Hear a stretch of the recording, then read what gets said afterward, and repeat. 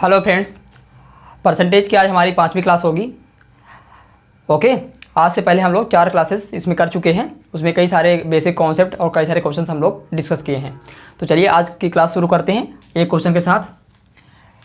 ये जो क्वेश्चन है लास्ट लेक्चर में जो आपको लास्ट में जो मेथड बताए थे उसी पर बेस्ड है। क्वेश्चन क्या है, किसी परीक्षा में एक छात्र 32.2% अंक प्राप्त कर 28 अंकों से फेल हो जाता है। उसी परीक्षा में दूसरा छात्र 45% अंक प्राप्त कर 36 अंकों से पास हो जाता है, तो प्राप्तांक पूर्णांक का कितना प्रतिशत होगा। देखिए इस तरह क्वेश्चन को कैसे सॉल्व करते हैं हम। हमारे पास परसेंटेज क्या है, एक 45% प्राप्त कर रहा है और दूसरा 32.2% अंक प्राप्त कर रहा है। जो इन दोनों का अंतर होगा वो क्या होगा, किसके बराबर होगा, 28 अंक और 36 अंक के योग के बराबर होगा। क्यों? क्योंकि एक में फेल हो रहा है और एक में पास हो रहा है, इस वजह से दोनों जुड़ रहे हैं। जो अगर ऐसा होता कि दोनों फेल हो रहे होते, ठीक, या दोनों पास हो रहे होते, तो हम क्या करते, इनका अंतर लेते। लेकिन जो अगर एक फेल हो एक पास हो तो इनको ऐड कर देते हैं, वही परसेंटेज का डिफरेंस होता है। तो हमेशा ध्यान रखिएगा, इस तरह क्वेश्चन कभी भी आपके सामने आए तो जो परसेंटेज का जो डिफरेंस होता है वो इन अंकों के योग के बराबर होगा, अगर एक फेल हो रहा हो और एक पास हो रहा हो। अगर दोनों सेम होते यानी फेल होते या पास होते तो जो इन परसेंटेज का अंतर होता है इनके नंबर्स के अंतर के बराबर भी होता। ऐसा क्यों होता है वो मैंने आपको पिछले क्लास में बता चुके हैं कि जैसे कि ये पास की लाइन हो गई तो फेल वाला ऊपर पास वाला ऊपर जाएगा, यहाँ कहीं फेल वाला नीचे जाएगा। ठीक, तो ये पूरी लाइन की वैल्यू जो होगी इन दोनों परसेंटेज के अंतर के बराबर होती है। और जो अगर दोनों पास होते तो दोनों ऊपर ही होते, तो फिर इनके बीच जो अंतर होता वही परसेंटेज का अंतर भी होता। इस तरीके से हम लोग इसको समझ सकते हैं। ओके, तो इस क्वेश्चन को कैसे करेंगे कि जो 45% और 32.2% का अंतर होगा वो 28 + 36 के बराबर होगा। तो निकाल लीजिए इसका, 10 में 2 गए 8, ये 44 बचा, 4 2 2, 4 में 3 1, 8% का मान यहाँ से आ जाएगा। 8 6 14, 3 2 5 1, 6 64 के बराबर। तो हमें पूर्णांक निकालना है और प्राप्तांक निकालना है, तभी हम दोनों को बता सकेंगे कि प्राप्तांक जो होगा पूर्णांक का कितने प्रतिशत होगा। तो क्या करेंगे, जो पूर्णांक होगा वो कितना होगा, 100% होगा, क्योंकि जो नंबर्स हमें मिलते हैं वो पूर्णांक में से ही मिलते हैं। तो अगर 12.8% का मान 64 है तो हमें 100% यानी पूर्णांक का मान आ जाएगा 64/12.8 × 100। ओके, तो यहाँ से दशमलव हटा करके यहाँ एक जीरो बढ़ा लेंगे। 64 दूना होगा 128, 2 से इसको काट देंगे, 5 बार जाएगा यानी 500 बन जाएगा। यानी पूर्णांक हमारा आ गया 500। ओके, अब हमको प्राप्तांक निकालना है। प्राप्तांक कैसे निकालेंगे, अगर देखिए अगर हम 500 का 45% निकाल लें, 45% निकाल लें, अगर 500 का 45%, तो क्या होगा, ये प्राप्तांक से 36 अंक ज़्यादा होगा, क्योंकि ये पास हो रहा है लेकिन 36 अंक ज़्यादा भी प्राप्त कर रहा है। तो यानी जो अगर हम इसमें से 36 अंक हटा दें तो वही हमारा प्राप्तांक बन जाएगा। तो देखिए इसको सॉल्व कर लेते हैं। 2 जीरो कैंसिल कर दिए, 5 × 45 यानी 55 25 हासिल 2, 5 और 20 2 22, 225 में से 36 घटा देंगे तो कितना आएगा, 15 में 6 गए 9, 11 में 3 गए 8, 189 बना। यानी हमारा जो प्राप्तांक आ गया कितना आ गया, वो 189। अब हमें बताना है कि जो प्राप्तांक है पूर्णांक का कितने प्रतिशत है। तो कैसे निकालते हैं, क्या बताना है, प्राप्तांक किसका, पूर्णांक का। जिससे तुलना हो तो इसको नीचे रखते हैं, हमेशा ध्यान रखना है आपको। और परसेंट में कन्वर्ट करना है तो 100 से गुणा कर देंगे, तो यहाँ 2 जीरो कैंसिल हो जाएगा। 189/5 यानी 5 3 15, 3 18 होता है, 3 बचा, 9 उतार लिए तो 39 बन गया, 5 7 35, 4 बचा, दशमलव लगाने के बाद एक जीरो आ जाएगा, 40 बना, 5 8 40, यानी 37.8% अंक जो है तो इस परीक्षा में विद्यार्थियों को प्राप्त करना होगा पास होने के लिए। यानी प्राप्तांक का मान हो जाएगा 37.8%। इतना आपको ध्यान रखना है। तो इस तरह क्वेश्चन कभी आपके सामने आए तो आपको इस तरीके से डील करना है। इतना ज़्यादा आपको नहीं करना पड़ेगा, ना इतना ज़्यादा आपको लिखना पड़ेगा। समझाने के लिए इतना ज़्यादा मुझे करना पड़ा है, आप इसको बहुत ही जल्दी सॉल्व कर लोगे, मतलब 1 मिनट के अंदर ही सॉल्व कर लोगे इसको। ओके, चलिए बढ़ते हैं अगले क्वेश्चन की तरफ। एक नया कॉन्सेप्ट नए क्वेश्चन के द्वारा सीखते हैं।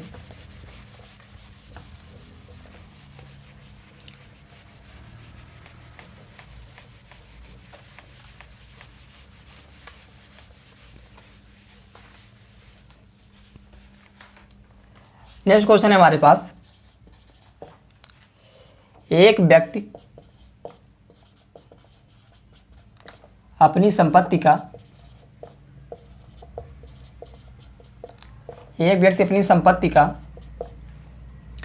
48% 18% भोजन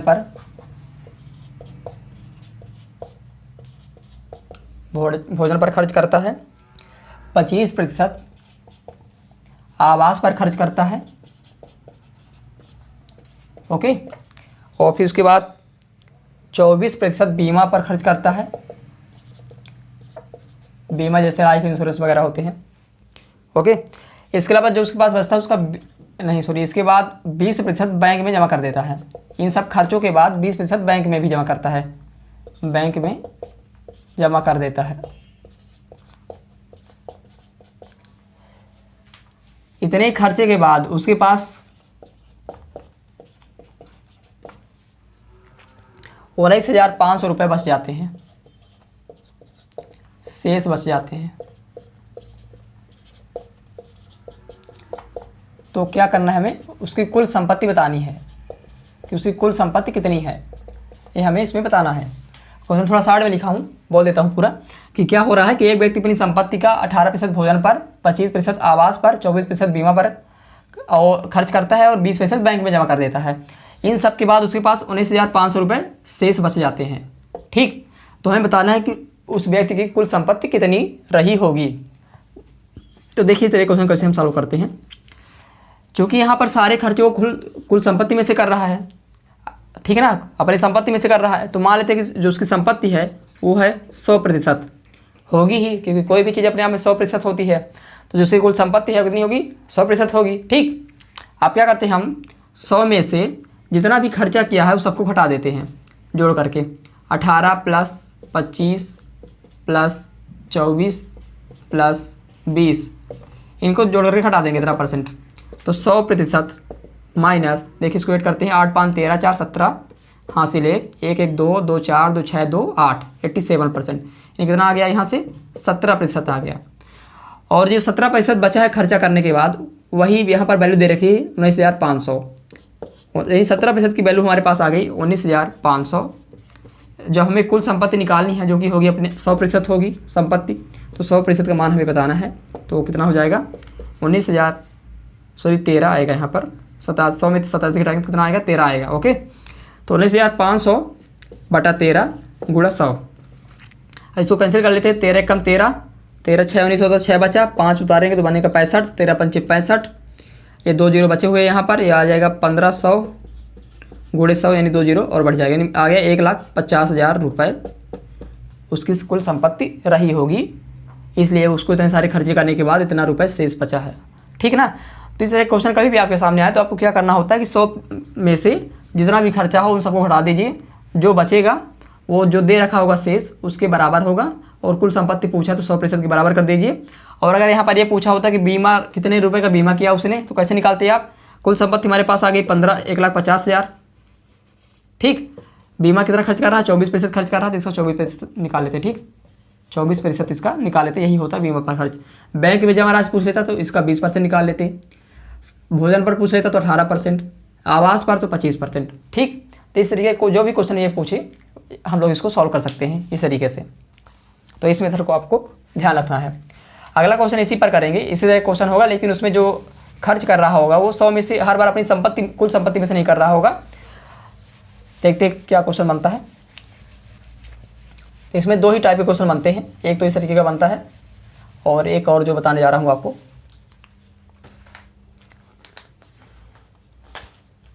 देखिए क्या क्वेश्चन है। एक व्यक्ति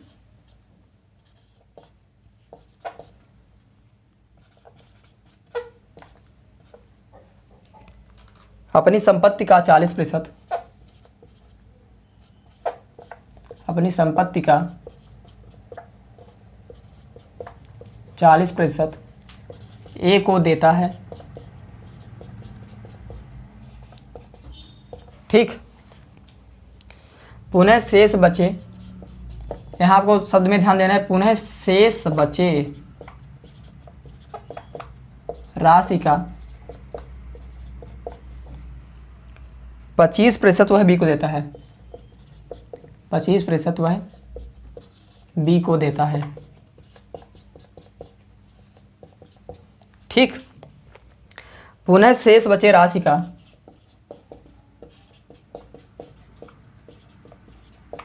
बचे राशि का 50% वह सी को देता है। सी को देता है, ठीक है। यदि उसके पास, इन सब के बाद यदि उसके पास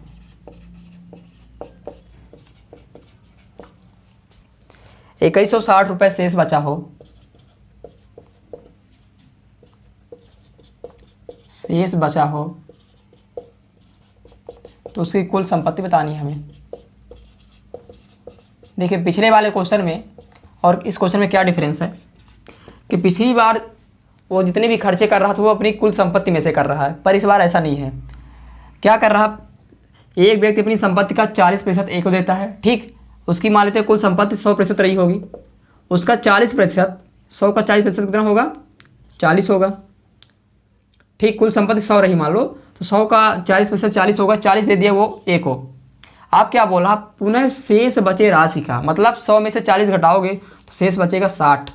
अब इस 60 में से 25% वह बी को दे रहा है, तो 60 का 25% कैसे निकालेंगे, 25% का मान होता है 1/4 गुणा 60 यानी 15। अब 60 में से 15 दे दिया वो किसको, बी को। अब इसके पास कितना बचा, 60 में 15 घटा दो इतना आएगा 45। अब क्या बोला है, बी को दे दिया 25%, फिर पुनः शेष बचे राशि का 50% सी को देता है। मतलब जो 15 दे दिया बी को, उसके बाद जो शेष राशि बची है इसका 50% दे रहा सी को। 45 का 50% मतलब आधा कितना होगा, 22.5। 22.5 इतना सी को दे रहा। फिर उसके बाद इन सब खर्चों के बाद उसके पास क्या बच रहा है, 12160 रुपये शेष बच रहा। अब 45 में से 22.5 घटा दोगे आप कितना बचेगा, 22.5। ओके, और इस 22.5 की वैल्यू दे रखी है 2160 रुपये। इसको निकाले बाद 44 से 45/2, यानी 45/2 का मान है हमारे पास 2160। हमें चाहिए कितना, 100 का मान चाहिए, जो कि उसकी कुल संपत्ति होगी। कुल संपत्ति कितनी होगी, 100 होगी। तो 100 निकाल लेते, इसका निकाल लेते 100 का मान 2160/45 गुणा 2 गुणा 100।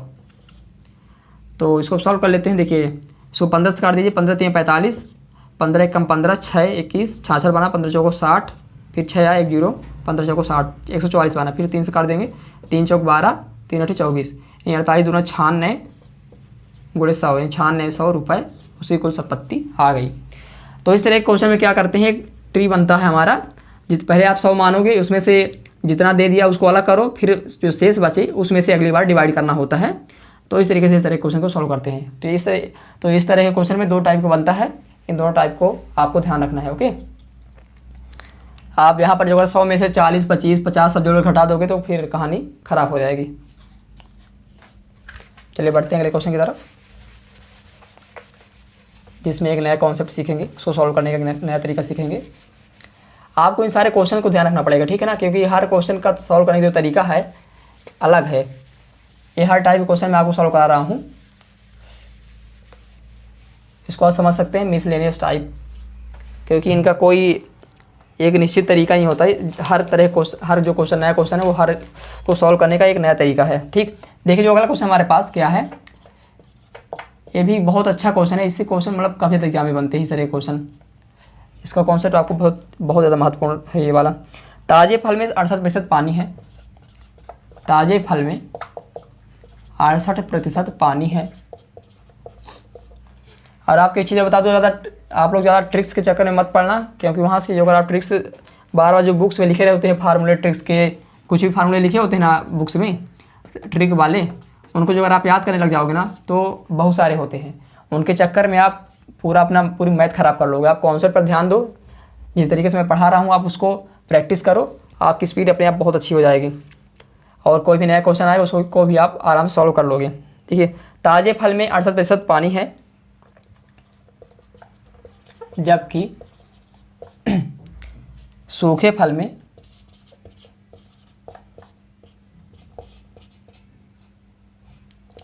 सूखे फल में 20% पानी है।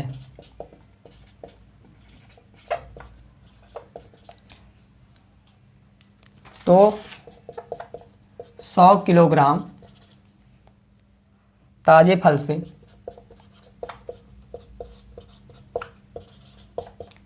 कितने किलोग्राम सूखे फल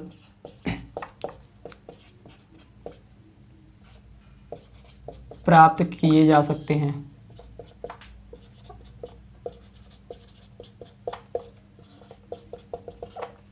ठीक है ना। देखिए क्वेश्चन हमारे पास क्या है कि ताजे फल में 68% पानी है जबकि सूखे फल में 20% पानी है, तो 100 किलोग्राम ताजे फल से कितने किलोग्राम सूखे फल प्राप्त किए जा सकते हैं। देखिए इस तरह के क्वेश्चन को हम लोग कैसे सॉल्व करते हैं, कैसे इन क्वेश्चन को डील करते हैं हम। एक बात आपको समझनी पड़ेगी कि जो फल है, कोई भी फल है, उसमें जो अगर फल सेम है तो उसमें जो सॉलिड वाला पार्ट होगा वो हमेशा सेम होगा, चाहे तो वो ताज़ा फल हो या तो सूखा फल हो। उसमें जो सॉलिड वाला जो पार्ट होगा वो हमेशा समान होगा। सॉलिड वाला पार्ट से मतलब क्या होता है, उसको गूदा बोलते हैं हिंदी में। सब लोग इस वर्ड से परिचित नहीं होंगे लेकिन कुछ लोग जानते होंगे। सॉलिड को बोलते हैं गूदा। जैसे अंगूर है, जो अंगूर का गूदा है, जो उसको सुखाने के बाद आप इसको किशमिश बनाओ तो जो किशमिश में जो गूदा रहेगा वो भी समान ही होगा, सिर्फ पानी की मात्रा में डिफरेंस होता है।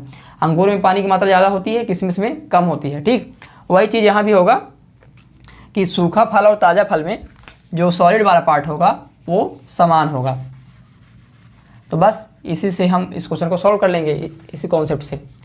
तो देखिए जो ताज़ा फल हमारे पास कितना है, 100 किलोग्राम है, 100 किलोग्राम है। और इसमें पानी कितना है, 68% पानी है। मतलब इसमें सॉलिड वाला पार्ट कितना होगा, टोटल जो फल है वो अपने आप 100% होगा, इसमें से 68% पानी है तो कितना होगा सॉलिड पार्ट, 32%। यानी 100 किलोग्राम का जो 32% होगा वो होगा सॉलिड पार्ट। अब अगला हमें निकाल क्या है, सूखा फल हमें इससे प्राप्त करना है। हमें ये नहीं पता है कि सूखा फल कितना है, तो मान लेते हैं सूखा फल x किलोग्राम है, वही निकालना है। तो मान लीजिए सूखा फल x किलोग्राम है। अब सूखे फल में कितना पानी दे रखा है, 20% पानी दे रखा है, मतलब 80% जो है तो इसमें क्या होगा, सॉलिड पार्ट होगा। तो ये दोनों बराबर हो जाएंगे, तो यहाँ से हमें सूखे फल की मात्रा पता चल जाएगी। तो एक जीरो से एक जीरो कैंसिल कर देते हैं, परसेंटेज से परसेंटेज कैंसिल हो जाएगा, 8 चौक 32, तो ये बन जाएगा 40, यानी 40 किलोग्राम हमारा आंसर हो जाएगा। ठीक है ना। तो एक लाइन में, एक स्टेप में हम लोग इसका आंसर फाइंड कर सकते हैं। बस आपको ये ध्यान रखना है कि जो सॉलिड वाला पार्ट होगा ताज़े फल में और सूखे फल में वो बराबर होगा। ताज़े फल की मात्रा हमें पता थी 100 किलोग्राम, उसमें सॉलिड पार्ट था 32%, इक्वल हो जाएगा। हमें सूखा फल पता नहीं है तो उसको मान लीजिए x किलोग्राम, इसमें पानी दे रखा है 20, तो जो सॉलिड पार्ट होगा वो हो जाएगा 80%। इसको जो हम बराबर करके सॉल्व कर लेंगे तो हमारे पास एक आंसर आ जाएगा। ओके, तो इस तरीके से हम लोग इस तरह क्वेश्चन को सॉल्व करते हैं। चलिए अब देखते हैं अगला क्वेश्चन। मुझे उम्मीद है कि आप लोगों को समझ में आ रही होंगी चीज़ें, और आप लोग हमेशा ध्यान रखिए कॉन्सेप्ट पर फोकस करिए, ट्रिक्स पर मत जाना कभी भी, नहीं तो बहुत पछताओगे। ट्रिक्स वही ट्रिक्स यूज करो जो कि तुमको समझ में आ जाए कि हाँ ये ऐसा हो रहा है। ये ट्रिक्स ही हैं, ये कॉन्सेप्ट भी हैं, ट्रिक्स ही हैं, इसमें कौन सा टाइम लग रहा है। लेकिन जो बुक्स में जो फार्मूले लिखे होते हैं उनको आप कभी मत रटना, क्योंकि कितने फार्मूले आप रटोगे, हर क्वेश्चन के लिए नया फार्मूला दिया होता है। देखला क्वेश्चन हमारे पास 60 लीटर दूध और पानी के मिश्रण में, दूध और पानी के मिश्रण में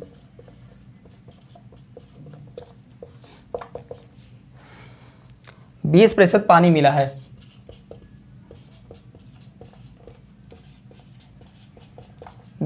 पानी मिला है। मिश्रण में कितना लीटर, मिश्रण में कितना लीटर पानी और मिला देना चाहिए, पानी और मिला देना चाहिए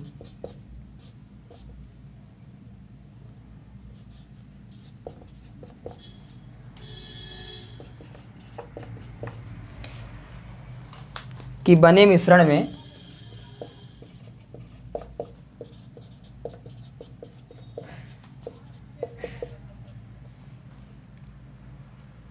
पानी की मात्रा 25% हो जाए, पानी की मात्रा 25% हो जाए। क्वेश्चन समझ में आ रहा होगा आपको।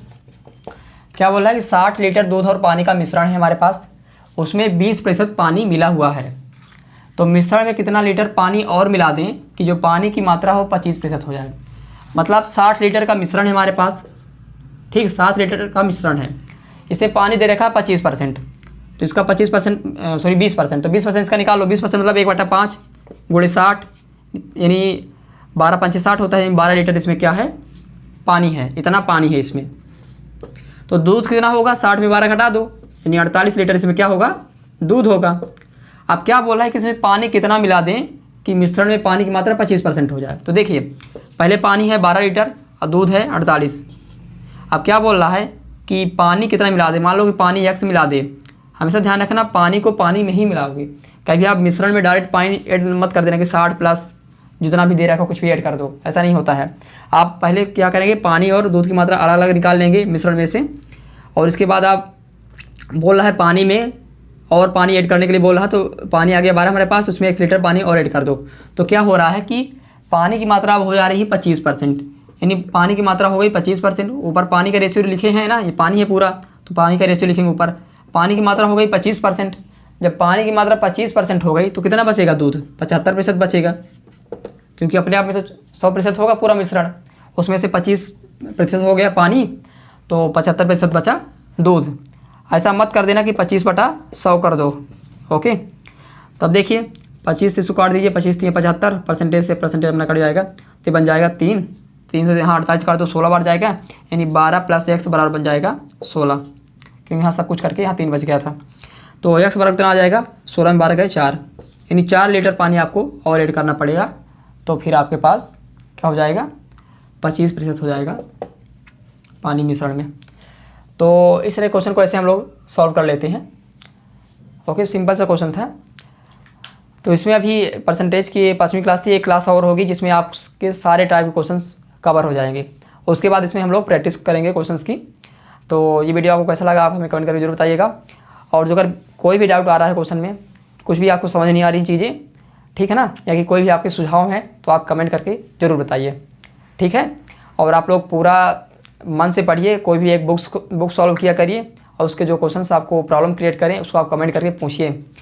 आप यकीन मानो, आप जो अगर मेरी वीडियोस देख रहे हो तो आप हर मतलब सारे क्वेश्चन सॉल्व कर लोगे आप बुक्स में, क्योंकि इसी तरीके से क्वेश्चन सॉल्व होंगे। सारे टाइप के क्वेश्चन मैं करवा दे रहा हूँ आपको, है ना। उसके बाद कुछ क्वेश्चन की प्रैक्टिस भी करवा दूँगा, जिसमें काफ़ी सारे टफ क्वेश्चन भी होंगे, ठीक है। तो आप लोग बस पढ़ते रहिए, सब अच्छा होगा।